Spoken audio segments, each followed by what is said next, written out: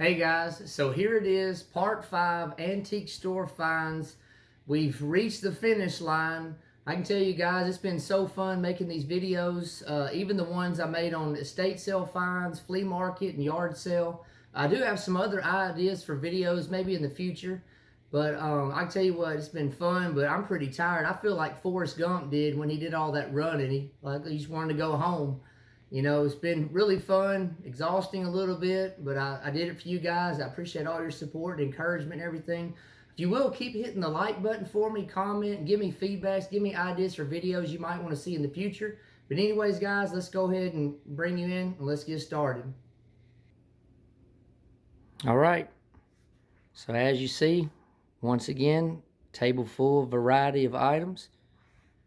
Again, I just appreciate your guys' support so much. If you hadn't had a chance to watch the other Greatest Finds videos, you know, if you find time in your day, it would mean a lot to me. You know, I appreciate all the views and comments, and it helps, you know, when you do hit the like button, if you're able to.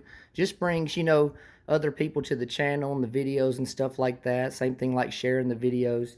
If you are new to my channel, please consider subscribing. I'd love to have you as a subscriber. I'm very passionate about military history and educating people and sharing parts of my collection and new additions and everything. So consider that if you will.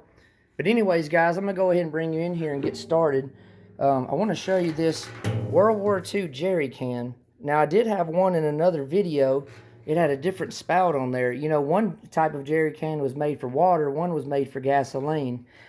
This one right here is actually dated. Bear with me.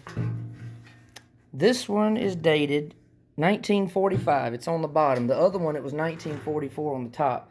And I got this one for about $10, just like the first one. So not too bad. You know, I wouldn't want to have just a bunch of them. But, you know, one of each example, different years, both World War II era. I think that's pretty good. Pretty good thing to do and have. Right here, I got this World War II helmet liner. It's got half of the 2nd Infantry Division sticker there, basically. It also, on the back side, has a leadership stripe made out of medical tape. I'm going to flip it over and show you. It's actually a paratrooper liner. See, it's got the chin strap there and everything, the A-yokes. This one was made by, what is it? International Molded Plastics. I got it for $25. Overall, most of the inside's in pretty good shape. A little bit of corrosion and stuff like that, where it was evidently maybe around moisture or something, but it's pretty complete for the most part, you know. Unfortunately, most of that right there is gone, but for 25 bucks, I think I did good. Moving on here, there's an antique store about 30-40 minutes from me. I've been there, honestly, probably 20 times. I'm not exaggerating. And I can only think of one thing. This is the honest truth. One thing that I got from that antique store, because it's a bunch of high-end furniture. It's kind of in a wealthy part of, you know, the city or the state or whatever. And I go in there and I see military stuff sometimes. I'm like, man, that's expensive. I'm just not going to pay that. But one time I went in there, was looking in the booth, didn't see nothing military, was turning to leave the booth, looked down around my ankles, and if this had been a snake, it would have bit me. We hear that saying a lot. This was kind of pushed underneath like a little wooden stand thing. I pulled it out and looked at it. I was like, okay, cool. It's front seam, so it's definitely World War II. I flipped it over, and it's fixed bell. It's a McCord fixed bell. All right, original chin strap, and the price, $25. $25. I couldn't believe it. I was like, this expensive antique store, antique mall, I finally found something at a good price. And something I always remember this helmet by, it's very random. It actually has a name in here and some information. It actually has the name John Mayer in there, written in pencil. And I always think about, you know, the singer, the guitar player, musician, John Mayer, every time I see this helmet. It does have some, like a serial number in there. It's kind of hard to make out, but I've actually got it written down on the tag on this helmet. And there's some other stuff written there too. It actually looks like E4, if I'm not mistaken. But I need to dig in deeper because it's been a while since I've tried to research this helmet. But for $25, a front seam fixed bell helmet named, I mean, it doesn't get a whole lot better than that.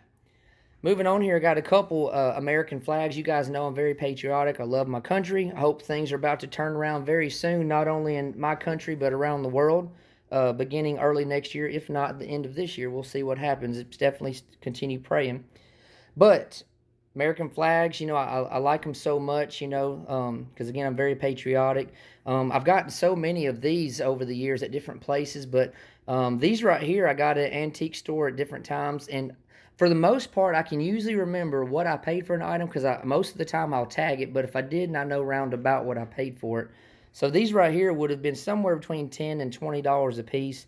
See, this one's actually, the stars are stitched, which is pretty cool right there. I like that a lot. But, and one thing I'll tell you guys, again, this is the last video of antique stores, but I've got so much other stuff that I know I've gotten at antique stores, like mess kits, canteens, maybe even some other helmets here and there, but some stuff I just might have forgot for sure where it came from. Or, I've got stuff packed away in foot lockers and kind of displayed around the room, and I've already kind of been almost destroying my room, pulling stuff out, so I just didn't want to continue adding to the mess I've got to clean up. But again, just know that I've gotten other items as well that you haven't seen in the videos. Right here, I got this World War I 1911 pouch dated 1918. It's got some rust and a little bit of condition issues and stuff. I got this on a beach trip maybe a few years ago. I paid, I think it was like $14 or $16. Wasn't too bad. I mean, I wish the condition was a little bit better, but I went ahead and picked it up. Right here, I got a World War II M1 carbine muzzle cover dated 1944. I've got about 3 or 4 of these now, I believe. And this one right here I got for around $8 or $10 at an antique store. Right here I got a World War II era USMC Marine Corps personal effects bag for $10. And it's basically near mint. Now it is wrinkled and stuff, but never been used, obviously. This would have been for, a Marine who was killed, and his personal effects, like smaller items of his, would have been put in here and sent back to the family. All this would have been filled out and stuff. But $10, I think I did good on that. Right here, I told you guys I went, into my wife's grandparents' antique store years ago, and I actually got this also. This is a 1943 dated 20 millimeter round. You see, it's not live or anything. I've got so much of this ordnance stuff. I really love to collect it, but don't really have much of anything in this because at the same time, I did get these 3 ammo boxes. Now, these 2 right here are actually World War II 50 caliber. And this one right here is post-World War II, but they've all been painted. This one's got like a navy grayish color on there, or bluish gray. This one's got like a grayish color. This one's got a silver color. So they've all been painted. But, again, I gave $100 for just a group of items. That's what my wife's grandmother wanted. And again, these 3 ammo boxes, the round there, the helmet in the last video, and some other stuff was all included. So can't really do the math on what I paid for these items, but I got a good price on them. Right here, I got this World War II era grenade pouch. I should have opened it up for this video. I knew I should have did that, but I forgot. Bear with me a second. I'm still here. Don't hang up. Don't click out of the video. I'm almost done. Almost done. All right, here I am. Thank you for your patience. So it's World War II, right? It's got US on there. And when I opened it up, it's actually got some medical stuff in there. Like this is a bandage. Let me show you if I can. See, it says put other side next to wound. Got that in there. It's also got, it's actually a sunburn, basically suntan lotion, I guess, sun paste. It's got this insect repellent. And it also has, right down here, 2 of these tablets for purifying water in canteens. Got 2 of those, and they're still full. So all that was inside, and I got this for, I believe it was $12 or $14. It might have been $14. It was one of the 2, and to find that stuff inside was pretty cool. Right here, I've got a World War II era field phone that I got for 15 bucks at the antique store on the way to the beach trip, to our beach trip, where I got those 2 damaged helmets that have been in other videos. See, it's got the phone in here. I can only imagine, what all conversations or coordinates or information or yelling or cussing, screaming, secretive, whatever was discussed on this phone. Overall, it's fairly good shape. Needs to be cleaned up some.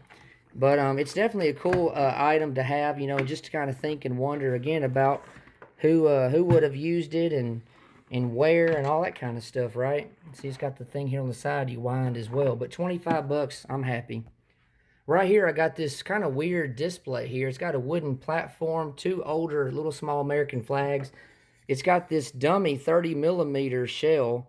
It says not live. It's just a dummy one. And I bought it just like this. Again, somewhere around $10, $12, $14 at an antique store. It's just a cool display piece. I like it. Right here, I got a couple serving trays. And one of them, I believe it's this one right here, is dated 1951. Sorry about the glare. It's right here, 1951, if you can see that. There it is, 1951, so Korean War. This other one here, I could not find a date anywhere. It's actually a little bit different finish than that one. So this one, I don't know if it would be World War II or maybe Korean War as well. I don't really collect a whole lot of this stuff, but I got them. I think they were $3 a piece, if I'm not mistaken. I know it was something super cheap, ridiculously cheap. I believe it was like $3 a piece, so I did good. Right here, I've got 3 sets of binoculars. I'm not really good at dating the era of binoculars and all that kind of stuff. This one came with a leather pouch you see right here. And these are the binoculars. Got some condition issues, which can be expected. And they actually say Paris on there, so I guess they're French or just made France. I don't know if they're used in the U.S. or France or what, French, but I got them for $5, so with the case and everything, I think I did good. Got another smaller set here, again, condition issues, but this one says Prism Paris, so there you go again. I haven't really looked at these in years, you guys, it's been forever, but these I think were like $8 or $10 or something like that, but they're just a cool display piece, you know, and I mean, they still work. You can still see through them. You know, if you're shooting guns, want to see what you're hitting or not hitting, you can still use them. Got this last pair right here. These, let's see, flip it over again. There you go, France. So I guess I got 3 sets of French-made binoculars. They got SA on there. Not sure what that means. And then Pilot. Y'all can educate me. I'm sure you're typing up comments right now.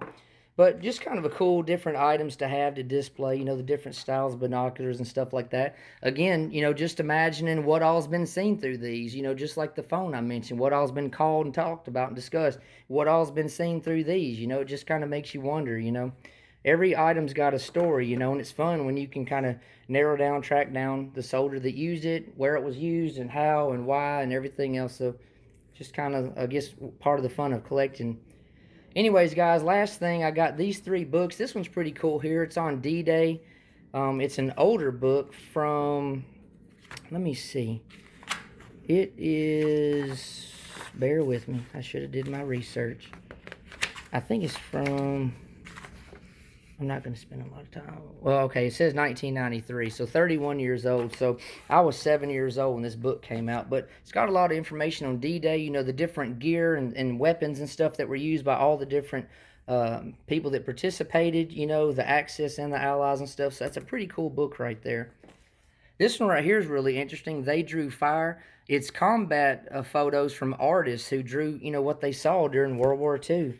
Some of it's pretty graphic. Some of it, you know, is made done out of pencil or maybe color pencils or markers or, man, I don't know, crayons or pastels or paint.